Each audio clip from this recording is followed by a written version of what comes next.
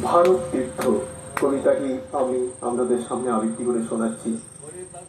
হেমর চিত্ত পূর্ণ তীর্থে জাগরে ধীরে এই ভারতের মহামানবের সাগর তীরে হেথায় দাঁড়ায় দুবাহু বাড়ায় নমি নর দেবতারে উদার ছন্দে পরমানন্দে বন্দন করি তারে।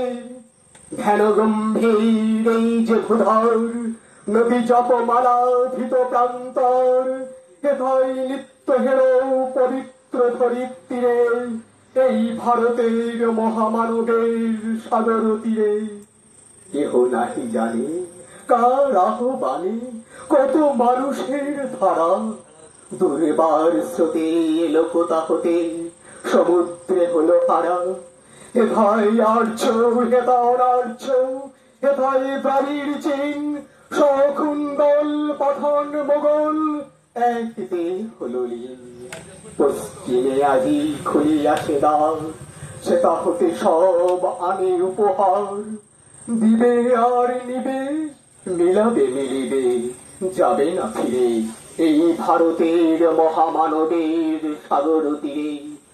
রণধারাবাহী জয়গান গাতে উন্মাদ কলরবে ভেদি মরুপথ গিরি পর্বত যারা এসেছিল সবে তারা মোর মাঝে সবাই বিরাজে কেহ নহে নহে দূর আমার শনিতে রয়েছে ধ্বনিতে তার বিচিত্র সুর।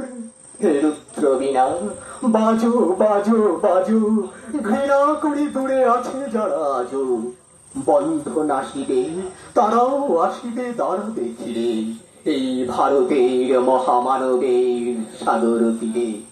হেথায় একদিন বিরামবিহীন মহঙ্কার ধ্বনি হৃদয়তন্ত্রে একের মন্ত্রে উঠেছিল রণরণী তপস্যা বলে একের অনলে বহুরে আহুতি দিয়া বিবেক ধুলিল জাগায় তুলিল একটি বিয়াদ হিয়া সেই সাধনার সে আরাধনার যজ্ঞশালার খোলা জিদার।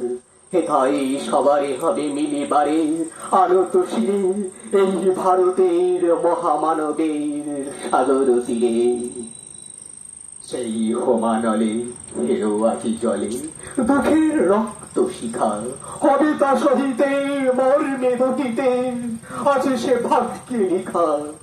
এ দুঃখ বহন করো মোর মন শোনো রে একের ডাক যত লাজ করো করো জয় করো ভয় অপমান দূরে যাক দুঃসহ ব্যথা হয়ে অবসান জন্ম লভিবে কি বিশাল প্রাণ।